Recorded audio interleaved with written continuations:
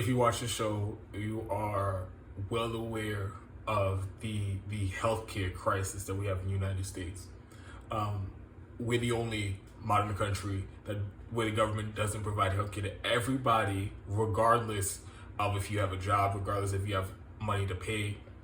We're the only modern country where healthcare isn't free at the point of service, or basically free at the point of service. And the effects have been cataclysmic, and it's impossible to put in words how many lives have been devastated by the rank corruption of our politicians who take money from the for-profit health insurance industry and big pharma, who benefit more than anybody else from the status quo. And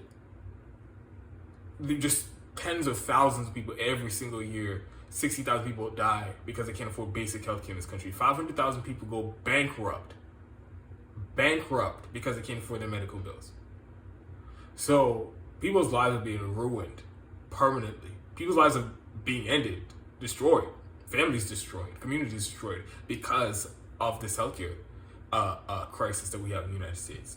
And it has only been exacerbated by the pandemic and the economic crisis. And right now, I feel like this is a tipping point. This is untenable. I don't know how we can just keep allowing genocidal levels of people to just drop dead from something that's completely avoidable. A third of the deaths, and this is, honestly, I think this is a low estimate. A third of the deaths, according to the study, were from COVID were because we didn't have a single payer healthcare system. We didn't have a national healthcare system in this country. And I don't know how people could just shrug their shoulder and look the other way on that. On top of the 60,000 people who die every year because they can't afford basic healthcare. You mean to tell me at least 200,000 people died of completely avoidably during this pandemic because of this corruption? That is, how do you look the other way on that? How does everybody just keep going about their day as if that didn't happen? As if the 60,000 people dying every year just don't happen. 500,000 people. Those are people you know. Those are your family members. Those people you love. That could be you one day. So this has to be a tipping point.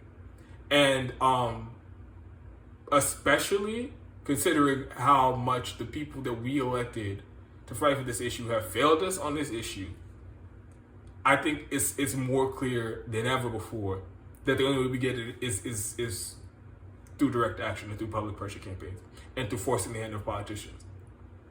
And I've been saying this for over a year now, and people have organized. Force to Vote was the first real organized public pressure campaign to fight for Medicare for All in the middle of this pandemic. Jimmy Dore started it, and he made it a huge deal. And I'm incredibly grateful for him. I'm incredibly grateful for everybody who joined him and really fought hard for that, because, like I said, that was the best chance in my lifetime that I've ever seen to get a floor vote on Medicare for All. So that was huge. And now here we go again. The Red Berets, and it really, I can't even put into words how grateful I am and how much hope it gives me that just some rando activists online got together and they decided that enough is enough. Somebody has to do something. Somebody has to organize. Somebody has to get people in the streets and create some public pressure on this right now. And so the Red Berets and they decided to do this March for Medicare for All that's coming up this Saturday. And honestly, it's grown. I mean, of course I know the popularity. Of course I know how many people are desperate for Medicare for All in this country. But to see how much this has grown since it started, because I've been following it since this was first announced. And now we're about a little over a day away from the time I'm recording this. And coming up this Saturday, people are going to be in the streets in over 50 cities across the country. And already on just the organizing level, on the ground level, it's going to surpass force of vote, without a doubt. And it's really happening right now.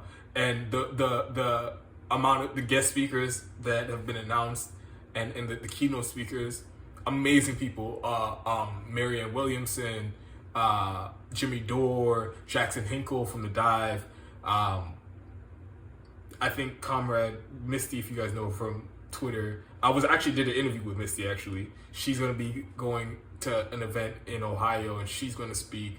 So many people from Fred Hampton leftists are going to be out in their respective cities. I think Jay is going to be in Orlando speaking.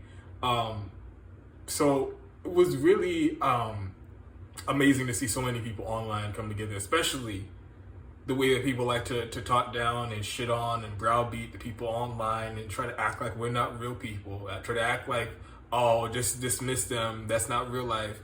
So it was amazing to me to see all these people who I interact with online and I follow and I respect, to see how many of us have come together on this issue and for this moment, this direct action, this March for Medicare for All that's coming up on this Saturday. It really is some light in this really shithole that we find ourselves in. And it just, like I said, I'm firmly believe that direct action is the only way we get our policy agenda implemented, definitely in any type of reasonable time frame.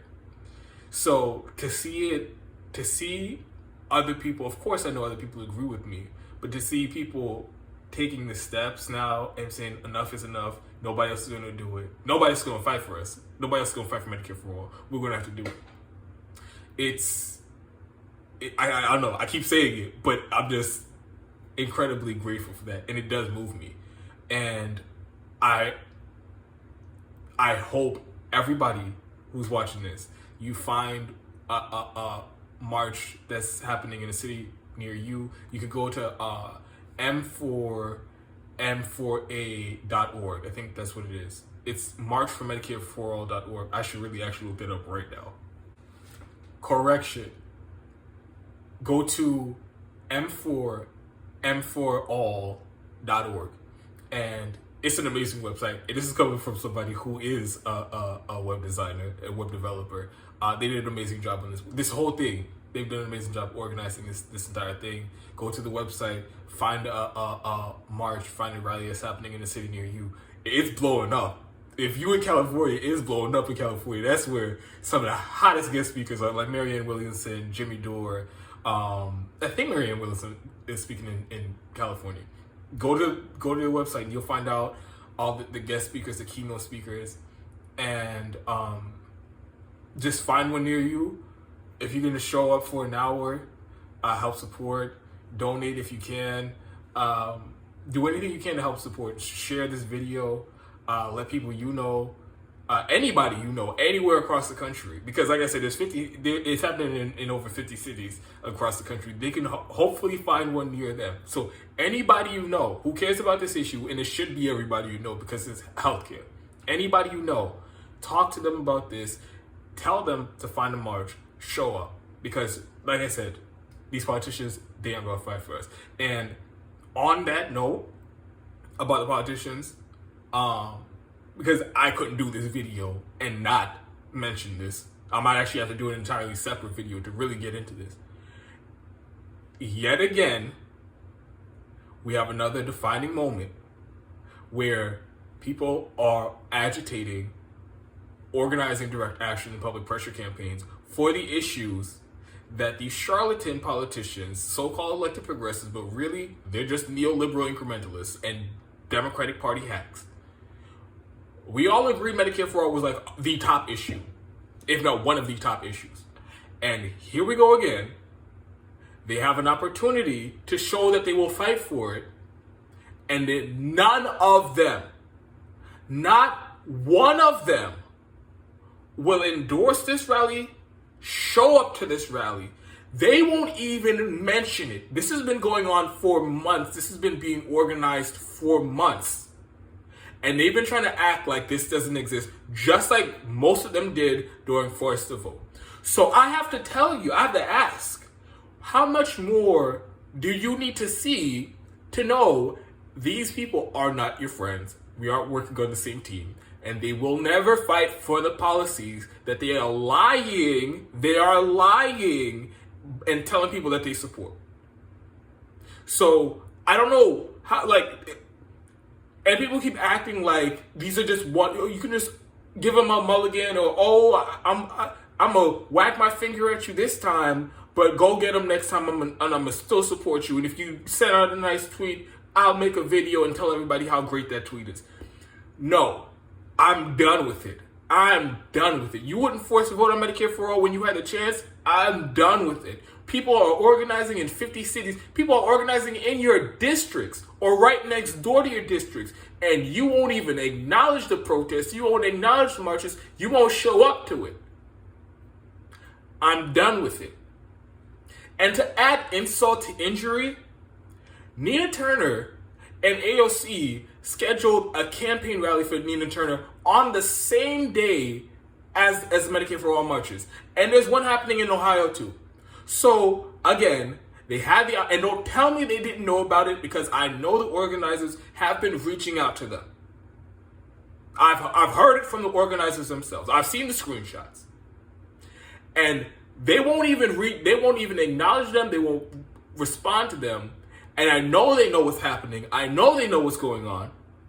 And they're going, instead of just staying quiet on it, they're going to dig the knife in, and they're going to schedule an event, a political event, to distract and divert attention away from what should be the most important issue of the day, the most important topic of the day, the topic of discussion of the day.